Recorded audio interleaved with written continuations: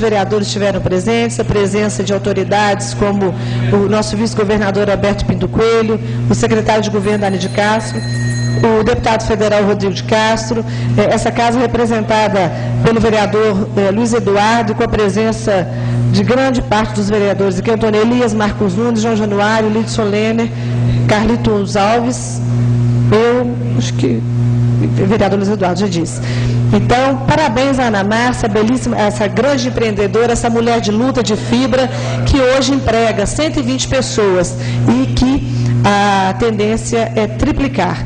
A Mônica, que realizou o cerimonial e que desempenhou bem esse papel lá. E aqui a gente cumprimenta toda a família Haskell, na pessoa da Ana Márcia, a diretora lá do grupo.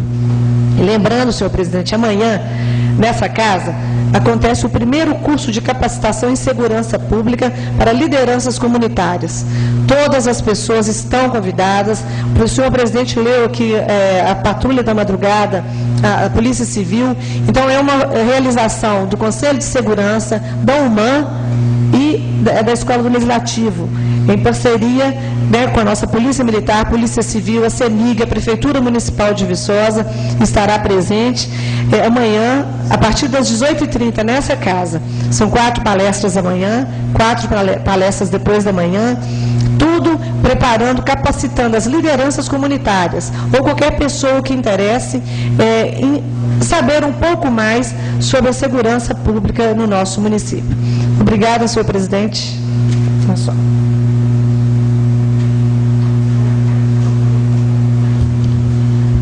Inscrito o vereador Marcos Sarlindo.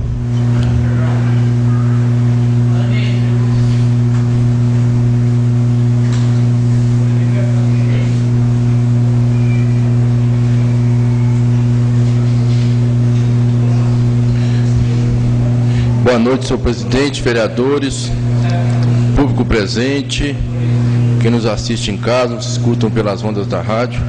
Boa noite a todos. Cumprimentar aqui a todos que fizeram uso da tribuna, né?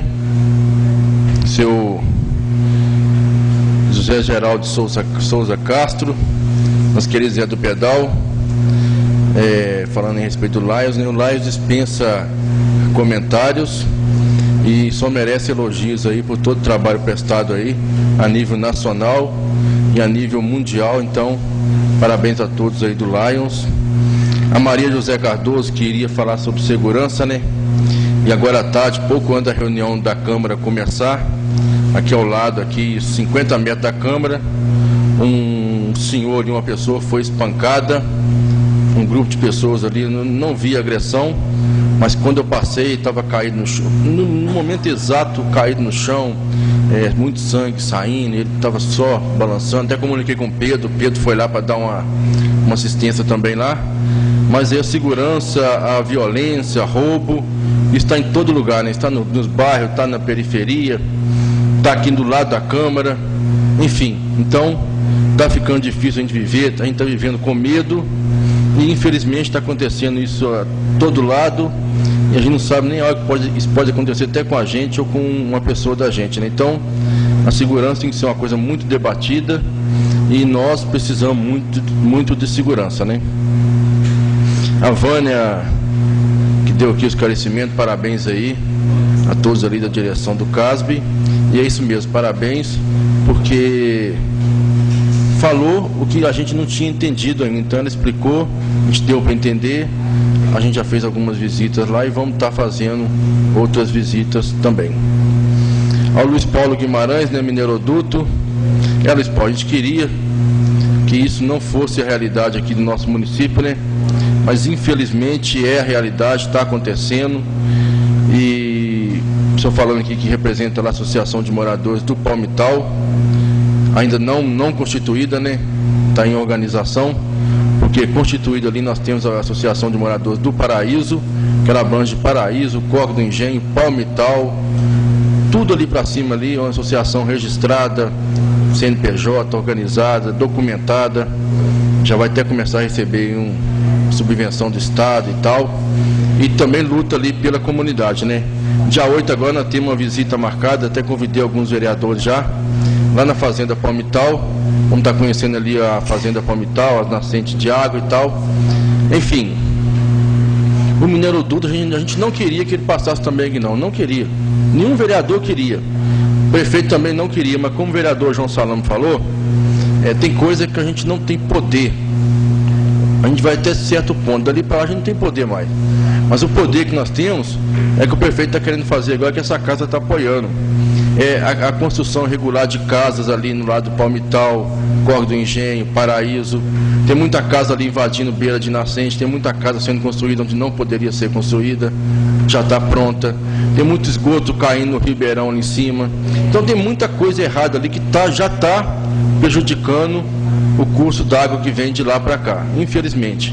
E o mineroduto aí, com certeza,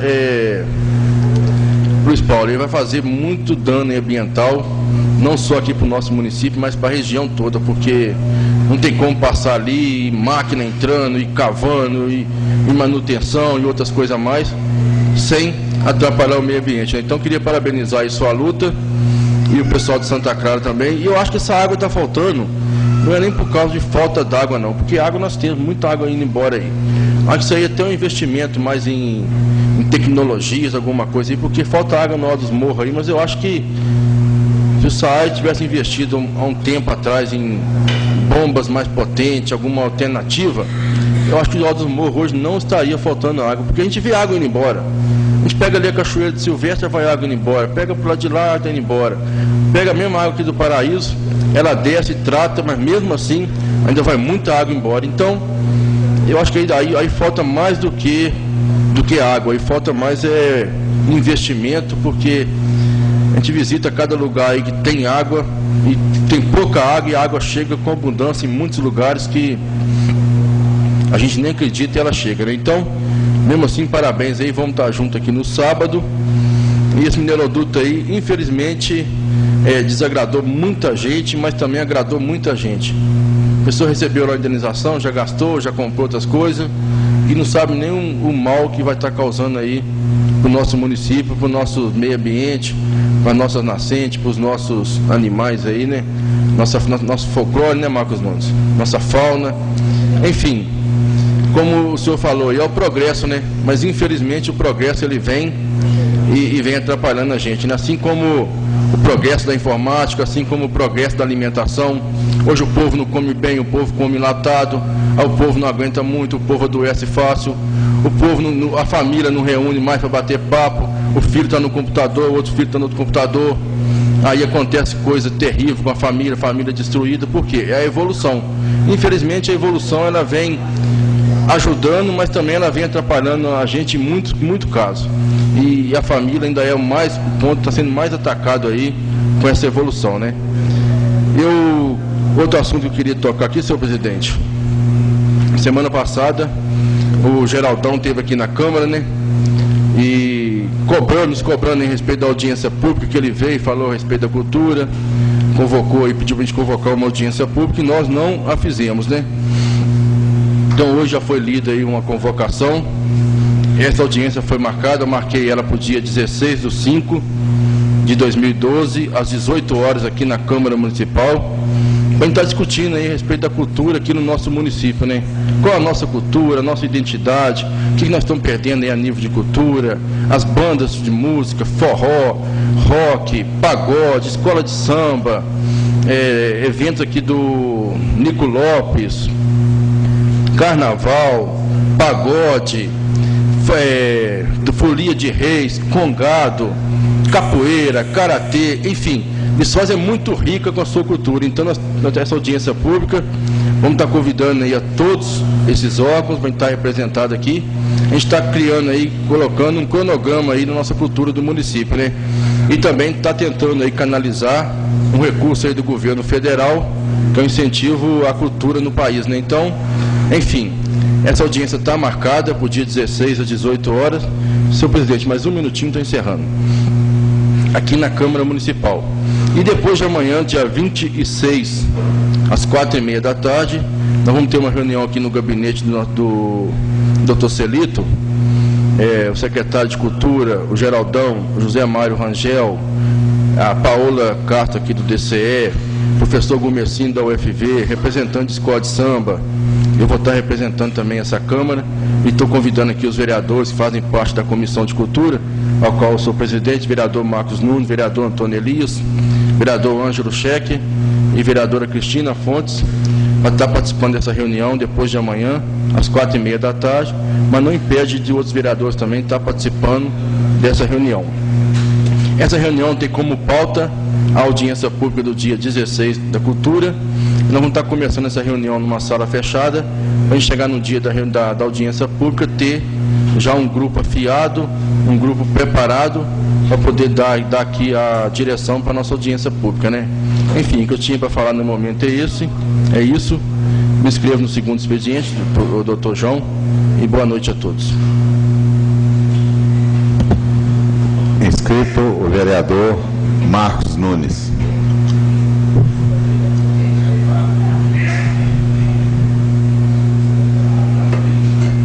Muito obrigado, senhor presidente. Boa noite. Tenho muitos assuntos para tratar aqui também. Não sei se... Lógico que meus 5 minutos não vão ser suficientes. Começo dizendo que eu ganhei um prato aqui, ó. A educação mineira tem fome. Já que eu sou da segurança alimentar e a Emater veio aqui hoje também falar de segurança alimentar, está dizendo que a educação mineira tem fome de piso salarial, de carreira e de qualidade. Certamente isso é uma campanha dos sindicatos dos trabalhadores da educação. Depois eu vou ter um momento para falar um pouco mais do prato aqui. Agradeço, senhor presidente, que uso da palavra, cumprimento os meus colegas, também todo presente, todos que nos ouvem, nos assistem. O meu boa noite, é um prazer enorme estar aqui para recebê-los aqui e estar falando para vocês. Não quero ser extensivo nos cumprimentos de quem usa a tribuna, mas parabenizar a todos que aqui estiveram, o protagonismo aí do Laines, colocado aqui pelo nosso querido Zé do Pedal, a questão da Vânia, o prato está aqui, né, Vânia? Você é do município, mas esse país precisa realmente encarar a questão da educação. Enquanto nós não encararmos isso, a gente não vai avançar enquanto uma nação melhor. E cumprimentar, e aí eu vou me ater um pouco mais, nesse primeiro momento, na fala aqui do Luiz Paulo, a respeito do Mineiroduto. E é por isso, Luiz Paulo e demais, que eu disse que eu vou fazer uma fala meio embolada.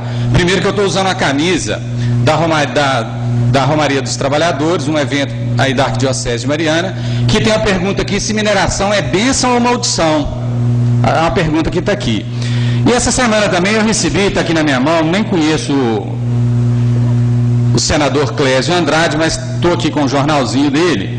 E no final do jornalzinho, algo que eu já vi também o senador Aécio Neves fazer, tem aqui uma reportagem sobre a questão das cidades mineradoras. E aí isso veio a calhar com todo o debate que a gente está fazendo do Mineiroduto da Ferros, a questão da água, o trecho que ele está cortando. Minha fala também é embolada porque está quase dando briga, Luiz Paulo, a questão do licenciamento de uma construção ali na Praça do Rosário por causa de uma nascente, inclusive com o senhor secretário de Meio Ambiente quase tendo um ataque de coração por causa disso.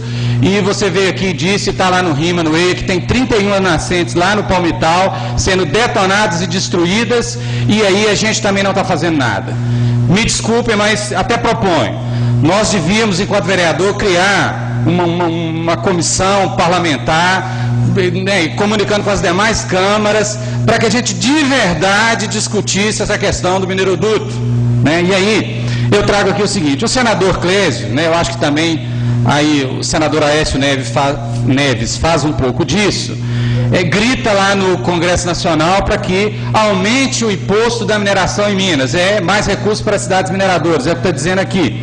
E aí, o Clésio especificamente está dizendo que tem um PL aqui da autoria dele, projeto de lei 283, que diz para o CEFEM, que é a compensação financeira pela extração mineral, passe de 2% para 4% para as cidades. Daí ele diz aqui que esses 2%, que é 4%, 60% fica com a cidade mineradora, 23% fica para o Estado, os 12% vão para a União. Certamente, se depois é feito um bolo de receita para dividir com os demais municípios. Pois não, Ângelo. Só para te ajudar com a questão dos números, a PL do senador Aécio Neves trata da questão dos royalties, ela diz o seguinte: Minas receberia, hoje Minas recebe no total 250 milhões de reais, com aprovação ela passaria a receber 1,9 bilhões de reais, então, olha como é que seria significante.